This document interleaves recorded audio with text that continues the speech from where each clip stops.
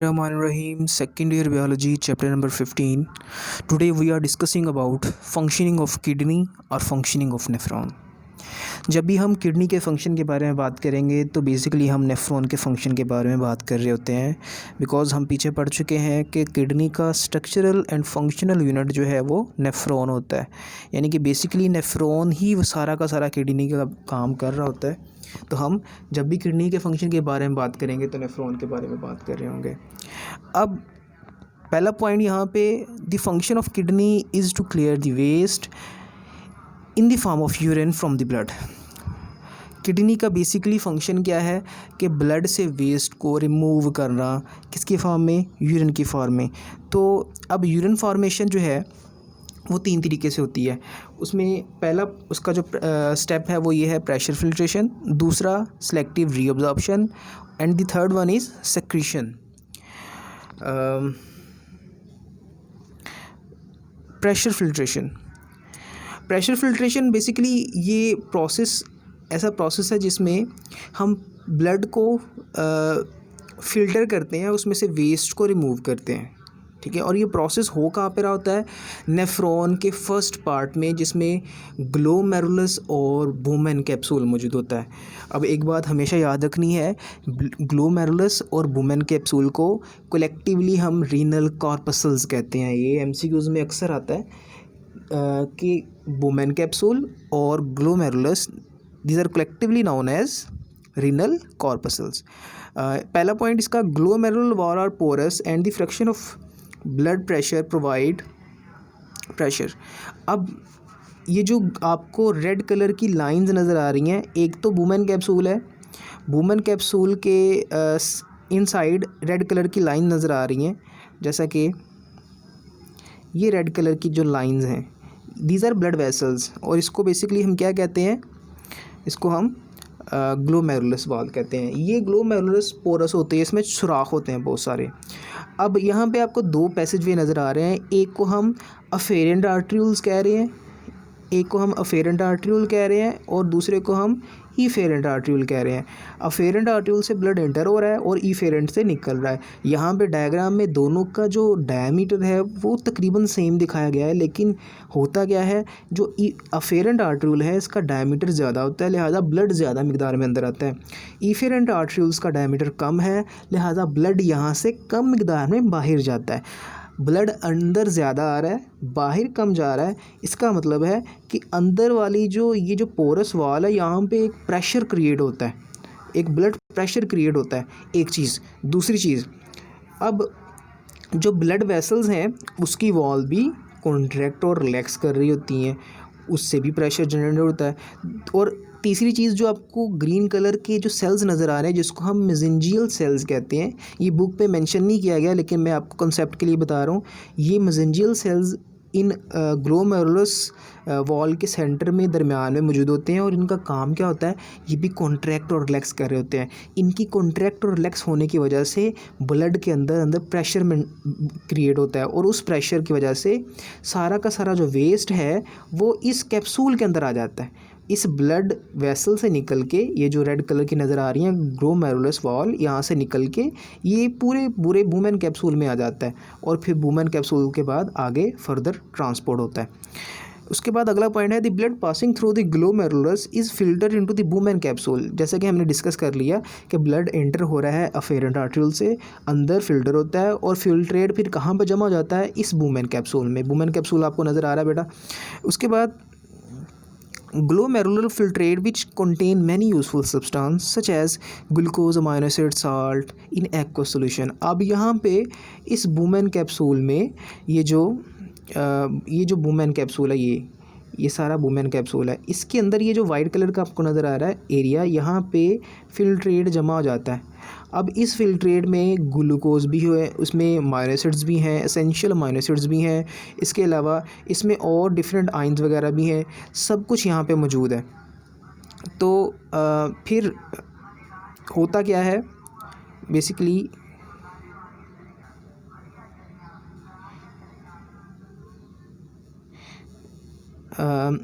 ये सारा का सारा जो फिल्ट्रेट है ये आगे से आगे ट्रांसपोर्ट होगा और आगे हमने प्रॉक्सिमल ट्यूब को जिक्र करना है। ये प्रॉक्सिमल ट्यूब आपको नज़र आ रही है, इसके बाद डिस्टल कन्वोल्यूटेड ट्यूब आती है, तो हम उसको आगे से आगे डिस्कस करते जाएंगे। तो ये पहला स्टेप है।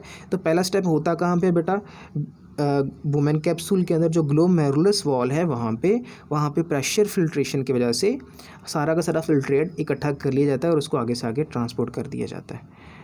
नेक्स्ट हमारे पास है रीअब्जॉर्प्शन। अगला स्टेप था reabsorption. All the important component of glomerular filtrate, अब तमाम के तमाम वो कंपोनेंट जो कि ग्लोमेरुलर से होते हुए आगे आए हैं are reabsorb in the proximal tube. सबसे पहली जो कन्वोल्यूटेड ट्यूब है वुमेन कैप्सूल के बाद जो ट्यूब एक्सटेंड होती है और वो बलदार होती है उसको हम प्रॉक्सिमल कन्वोल्यूटेड ट्यूब कहते हैं और वहाँ पे रीअब्जॉर्प्शन होती है। And when filtrate leaves proximal tube U shape tube it mostly contain nitrogenous waste. अब वो जो ट्यूब नीचे जाती है और एक लूप ऑफ हैंडल बनाती है, उसमें एक डिसेंडिंग लूप ऑफ हैंडल होती है जो नीचे जा रही है और एक असेंडिंग लूप ऑफ हैंडल होती है जो ऊपर जा रही होती है, तो वहाँ तक चली जाती है। उसके बाद अगला पॉइंट क्या है, secretion. The tubular epithelium also secretes substance into the lumen। अब ल्यूमन कहते हैं स्पेस को। अब जो ट्यूब्यूल थी उनकी जो वॉल है उसके जो सेल्स है उसको हम एपिथेलियल सेल्स भी कहते हैं या एपिथेलियम भी कहते हैं। वहाँ से कुछ सिक्रीशन होती हैं। बेसिकली वो मोस्टली वो हाइड्रोजन आयन होते हैं जो कि पीएच को मेंटेन करने के लिए होती हैं। तो ये तीनों स्टेप थे बेटा जो कि यूरिन की फॉर्मेशन करती हैं। एक डायग्राम है बेटा, इसको अच्छे से समझ लें। जो चीज़ें अभी हमने पढ़ी हैं इसको मैं यहाँ पे एलैबोरेट कर रहा हूँ। आपको यहाँ पे एक कैप्सूल नज़र आ रहा है, ये कैप्सूल नज़र आ रहा है, ये है वुमेन कैप्सूल। इसके अंदर ब्लड वेसल्स हैं रेड कलर की जिसको हम ग्लोमेरुलस भी कहते हैं। यहाँ पे दो आर्टरीयूल्स हैं, एक को हम कहेंगे अफेरेंट आर्टरीयूल्स और दूसरे को हम कहेंगे इफेरेंट आर्टरीयूल्स। ठीक है, अफेरेंट आर्टरीयूल्स से ब्लड एंटर होता है और इफेरेंट आर्टरीयूल से निकल जाता है। उसके बाद यहाँ पे जो वुमेन कैप्सूल है ये आगे एक्सटेंड होता है इनटू प्रॉक्सिमल कन्वोल्यूटेड ट्यूब। पहला पॉइंट यहाँ पे लिखा हुआ है और यही वो पॉइंट था जहाँ पे हमने अभी डिस्कस किया कि रीअब्जॉर्प्शन टेक प्लेस होती है वाटर और साल्ट की। इसके बाद ये ट्यूब जो है वो एक्सटेंड होती है और नीचे एक लूप ऑफ हैंडल की तरफ जाती है जिसको हम पहली जो लूप है उसको हम क्या कहते हैं, उसको हम कहते हैं डिसेंडिंग लूप ऑफ हैंडल, यानी कि जो नीचे जा रही है उसको हम डिसेंडिंग लूप ऑफ हैंडल कहेंगे और जो ऊपर जा रही है ट्यूब, ये जो एरोज़ आपको नज़र आ रहे हैं ये ट्यूब ऊपर की तरफ जा रही है, यहाँ पे फ्लूइड मूव कर रहा है, फिल्ट्रेट ऊपर की तरफ मूव कर रहा है, उसको हम कहेंगे असेंडिंग लूप ऑफ हैंडल। उसके बाद एक और जो है वो कन्वोल्यूशन आती है जिसको हम, और उस पोर्शन को हम क्या कहते हैं, डिस्टल कन्वोल्यूटेड ट्यूब कहते हैं। देन आगे कलेक्टिंग डक्ट स्टार्ट हो जाती है। तो ये एक कंप्लीट स्ट्रक्चर था नेफ्रॉन का। यहाँ पे आप देख रहे होंगे कि जब इफेरेंट आर्टरीयूल से ब्लड वेसल्स निकलती हैं तो कुछ ब्लड वेसल्स जो है वो फर्दर डिवाइड होती हैं और पूरी की पूरी ये जो ट्यूब्स हैं लूप ऑफ हैंडल और ऊपर proximal and distal convoluted tube हैं इनको सराउंड कर लेती है। इसको हमने पीछे पढ़ा था, ये कौन सी कैपिलरीज़ हैं, पेरीट्यूबुलर कैपिलरीज़ हैं। और नीचे यहाँ पे लूप ऑफ हैंडल को जो सराउंड करने वाली ब्लड वेसल्स हैं जिसने इसको सराउंड किया हुआ है, ये आपको ये आपको ब्लू कलर की और रेड कलर की नज़र आ रही हैं। दीज आर वैसा रेक्टा, और ये किधर मौजूद होती हैं, ये जक्स्टा मेडुलरी नेफ्रॉन में मौजूद होती हैं। ठीक है बेटा, ये मैंने एक जनरल ओवरव्यू दे दिया बेटा। इसके आगे चलते हैं। अब concentration of excretory product in limited supply of water, conservation of water is the main function of the body. अगर आपकी बॉडी के अंदर वाटर की कमी है या आपके पास वाटर की अवेलेबिलिटी कम है तो आपकी बॉडी के अंदर वाटर को रिटेन करना सबसे मेन पॉइंट होगा। अगर रिटेन नहीं करेंगे तो डिहाइड्रेशन की वजह से डेथ हो सकती है। इसको मेंटेन करने के लिए दो मैकेनिज़्म है हमारे पास। पहला है काउंटर करंट मैकेनिज़्म, दूसरा है हार्मोनल मैकेनिज़्म। आज हम दोनों को पढ़ेंगे। सबसे पहले हम बात करते हैं काउंटर करंट मैकेनिज़्म की। ये 2 नंबर के लिए शॉर्ट क्वेश्चन में आता है बेटा अक्सर, और ये मोस्ट इंपॉर्टेंट शॉर्ट क्वेश्चन है। इस पूरे टॉपिक में जो समझने वाली चीज़ है ना, जो बच्चों को अक्सर समझ नहीं आती, वो यही है।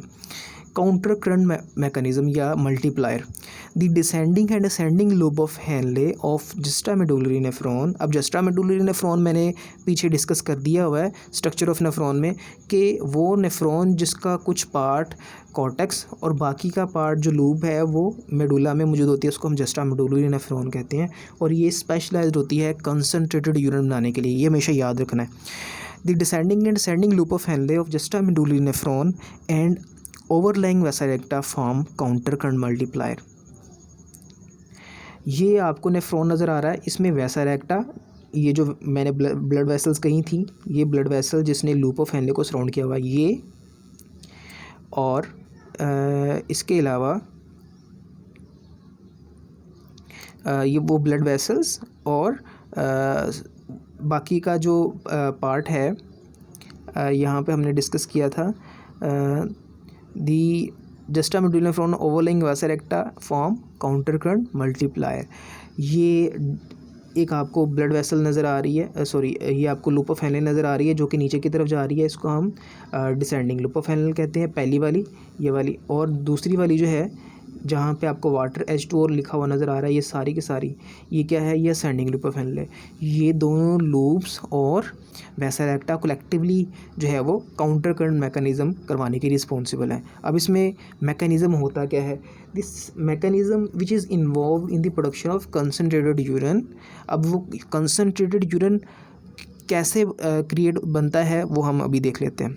This mechanism cause gradual osmotic outflow of water from filtrate back to the kidney as it pass down in descending loop of Henle. वो कहता है कि जब ये filtrate descending loop of Henle, ये डिसेंडिंग लूप ऑफ हेनले, यहाँ पे मैं बताता हूँ, ये जो लूप है ये डिसेंडिंग लूप ऑफ हेनले, यहाँ से नीचे की तरफ जो हमारे पास फिल्ट्रेट है वो नीचे की तरफ फ्लो कर रहा है, और दूसरी है असेंडिंग लूप ऑफ हेनले, यहाँ से फिल्ट्रेट ऊपर की तरफ मूव कर रहा है। जो डिसेंडिंग लूप ऑफ हेनले है ये थिन होती है, पतली होती है, और असेंडिंग लूप ऑफ हेनले ये असेंडिंग है, ये क्या होती है, ये थिक होती है, मोटी होती है। अब इसके थिन होने की वजह से, इस लूप के थिन होने की वजह से यहाँ से वाटर क्या करता है, water from the area of higher concentration to the area of lower concentration move करना शुरू कर देता है। बाहर क्या है, बाहर ब्लड वेसल जिसको सराउंड की हुई है वेसा रेक्टा, वहाँ पे सल्यूड की मिकदार ज़्यादा है और वाटर की कम है, वाटर की इसके अंदर ज़्यादा है, तो लिहाजा वाटर क्या करता है, यहाँ से निकल के कहाँ चला जाता है, उन ब्लड वेसल्स में जाना शुरू हो जाता है, या फिर उन ब्लड वेसल्स में जाने से पहले वो इंटरस्टिशियम स्पेस के अंदर चला जाता है। इंटरस्टिशियम कहते हैं कि वो स्पेस जो कि लूप ऑफ हेनले के बाहर है और ब्लड वेसल्स के बाहर है। उसके बाद अगली चीज़, अब ये जो इसको मैं रिमूव कर दूं ताकि आपको और इजीली नज़र आए। अच्छा, अब ये जो लूप ऑफ हेनले है, जो डिसेंडिंग लूप ऑफ हेनले है, जो नीचे की तरफ आ रही है ये वाली, इसमें आपको ये 300, 500, 700, 900, 1100 ये आपको एक फ़िगर नज़र आ रही है, ये ऑस्मोलैरिटी है। इसको हम ऑस्मोलैरिटी भी कहते हैं और ऑस्मोलैरिटी भी कहते हैं। अगर हम केजी में डिस्कस करेंगे तो फिर ऑस्मोलैरिटी कहेंगे, और अगर हम लीटर में इसको डिस्कस करेंगे तो फिर ऑस्मोलैरिटी कहेंगे। अब ये नीचे की तरफ जो है वो जैसे से डिसेंडिंग लूप ऑफ हेनले नीचे की तरफ आती जा रही है, ये फिगर बढ़ती जा रही है। बेसिकली ये बता रहा है कि यहाँ पे 300 ऑस्मोलैरिटी का मतलब है, 300 ऑस्मोलैरिटी का मतलब है कि यहाँ पे वाटर की कंसंट्रेशन बहुत कम है। जैसे से वाटर की कंसंट्रेशन बहुत ज़्यादा है, सल्यूड की मिकदार बहुत कम है। अब जैसे से ये बढ़ती जाएगी इसका मतलब है 500, 700, 900, जैसे से ये बढ़ती जाएगी इसका मतलब है कि सल्यूड बढ़ता जा रहा है, वाटर कम होता जा रहा है। ठीक है बेटा, ये बात हमेशा अपने माइंड में रखनी है कि 300 ऑस्मोलैरिटी का मतलब है यहाँ पे वाटर बहुत ज़्यादा है, सल्यूड बहुत कम है। ठीक है, और जैसे से ये बढ़ती जाएगी इसकी फ़िगर 500, 700, 900, इसका मतलब है कि यहाँ पे वाटर कम होता जा रहा है और सल्यूड बढ़ता जा रहा है। ठीक है, बेसिकली हम ऑस्मोलैरिटी में सल्यूड की मकदार को डिस्कस करते हैं। The mechanism which is involve in the production of concentrated urine, this is known as counter multiplier. अब मैं मैकेनिज्म अब बेटा आपको समझा रहा था कि इस डिसेंडिंग लूप ऑफ हेनले से पानी क्या करता है, बाहर की तरफ निकलता है और वैसा रेक्टा के ज़रिए ब्लड वेसल में चला जाता है। दूसरी तरफ अब ये जो फ्लूइड है, फिल्ट्रेट है, ये यहाँ से असेंडिंग लूप ऑफ हेनले में आ जाता है। अब असेंडिंग लूप ऑफ हेनले में मैंने कहा ये थिक होती है, मोटी होती है, तो यहाँ से वाटर नहीं निकल पाता बाहर। अब वाटर नहीं निकल रहा तो फिर क्या होता है, एक्टिवली एनर्जी लगा के एटीपी यूज़ करके सोडियम को रिमूव करवाया जाता है आउटसाइड या फिर इंटरस्टिशियम के अंदर। इस लूप से सोडियम को बाहर वाले इन्वायरमेंट में जो है वो भेजा जाता है। और जब सोडियम जाता है बाहर, उसके साथ क्लोरीन भी चला जाता है। अब सोडियम पे कौन सा चार्ज होता है, पॉजिटिव, क्लोरीन पे कौन सा चार्ज है, नेगेटिव। तो सोडियम और क्लोरीन जो है ये दोनों एक दूसरे को अट्रैक्ट करते हैं। सोडियम जब एक्टिवली बाहर भेजा जाएगा ना तो साथ क्लोरीन लेके जाएगा। अब जब साथ क्लोरीन लेके आएगा ना तो इंटरस्टिशियम में ये जो स्पेस है यहाँ पे सल्यूड की मिकदार बढ़ गई। ठीक है, सल्यूड की मिकदार क्या होगी बेटा, बढ़ गई। तो फिर क्या होगा, वाटर इस वाले डिसेंडिंग लूप ऑफ हेनल से और बाहर आना शुरू हो जाएगा, बिकॉज बाहर सल्यूड बढ़ता जा रहा है तो वाटर कम है, लिहाजा वाटर यहाँ से बाहर आएगा इंटरस्टिशियम में और इंटरस्टिशियम से फिर वैसा रेक्टा में चला जाएगा। ऑन द अदर हैंड इस वाले असेंडिंग लूप ऑफ हेनल में पानी निकल नहीं रहा तो फिर क्या किया जाता है, इसे यहाँ से सोडियम को निकाल दिया जाता है। This is known as counter current multiplier. ठीक है बेटा, अब हमारे पास ये जो यूरिन यहाँ पे होगा ना, इसमें वाटर तो यहाँ से निकल के एब्जॉर्ब होता जा रहा है, यूरिन जो यहाँ पे होगा ना वो कंसनट्रेटेड होना शुरू हो जाएगा। अब कुछ मिकदार में वाटर है यहाँ पे, ये वाटर कहाँ पे रीअब्जॉर्ब होगा, आगे डिसेंडिंग लूप ऑफ हेनले में या फिर उसके आगे कलेक्टिंग डक्ट में जाके। उसके बाद this mechanism cause gradual osmotic outflow of water from filtrate back to the kidney as it pass down into the loop of Henle. ये मैंने आपको बेटा डिस्कस कर दिया सारा, अगर फिर भी इसमें कोई क्वेश्चन हो तो आप मेरे से बाद में पूछ सकते हैं। अब अगला मैकेनिज़्म जो था जिसमें हम वाटर को बैलेंस करते हैं, इनसफिशिएंट अमाउंट में अगर वाटर अवेलेबल है तो फिर आपकी बॉडी जो मैकेनिज़्म करती है उसमें हार्मोनल मैकेनिज़्म भी था, उसको देख लेते हैं। इसमें हमारे पास दो तरह के हार्मोन हैं जो वर्क करते हैं। पहला हार्मोन है एल्डोस्टेरोन। हमारे पास नेक्स्ट चैप्टर में, कुछ चैप्टर में हम पढ़ेंगे एड्रीनल ग्लैंड, ये किडनी के ऊपर मौजूद होते हैं। ये एक हार्मोन सेक्रेट करते हैं। इसका जो कॉर्टिकल पार्ट है ना, कॉर्टिकल पार्ट से मुराद आउटर पार्ट, एक मेडुलरी पार्ट होता है और एक कॉर्टिकल पार्ट होता है, कॉर्टिकल आउटर और मेडुलरी इनर। अब जो आउटर पार्ट है वो एक हार्मोन सेक्रेट करता है, उसको हम एल्डोस्टेरोन कहते हैं।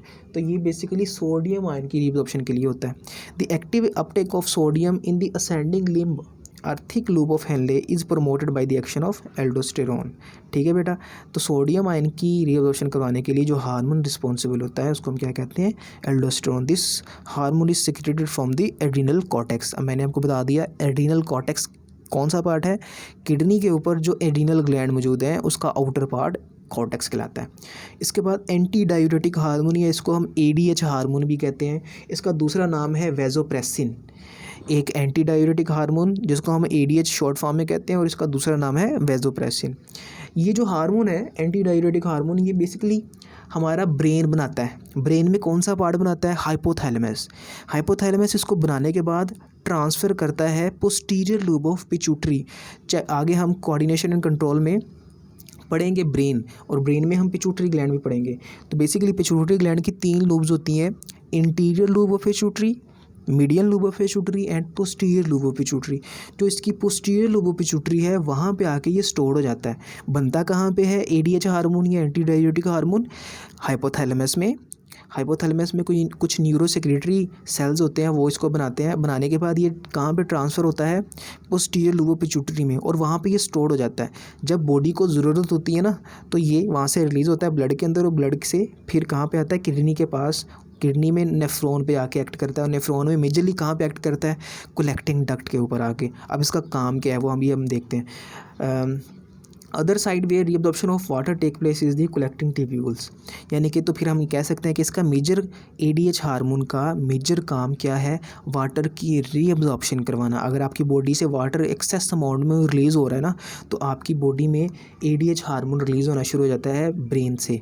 ब्रेन के कौन से पार्ट से, पिट्यूटरी ग्लैंड। कौन सा pituitary, posterior lube of pituitary. वहाँ से रिलीज़ होता है ब्लड में, ब्लड से किडनी के पास आता है, किडनी में नेफ्रॉन के पास आता है, और नेफ्रॉन में कलेक्टिंग ट्यूब्यूल्स के ऊपर आके एक्ट करता है और वहाँ से रीअब्जॉर्प्शन करवाता है। तो ये बेटा हमारा हार्मोनल मैकेनिज़्म था। Thank you so much. आपको लेक्चर बेटा अगर आज का अच्छा लगा तो चैनल को सब्सक्राइब कर दें, लाइक कर दें, शेयर कर दें। और कोई क्वेश्चन हो तो मेरे से कमेंट में पूछ सकते हैं, आप ग्रुप में पूछ सकते हैं। Thank you so much. अल्लाह हाफ़िज़।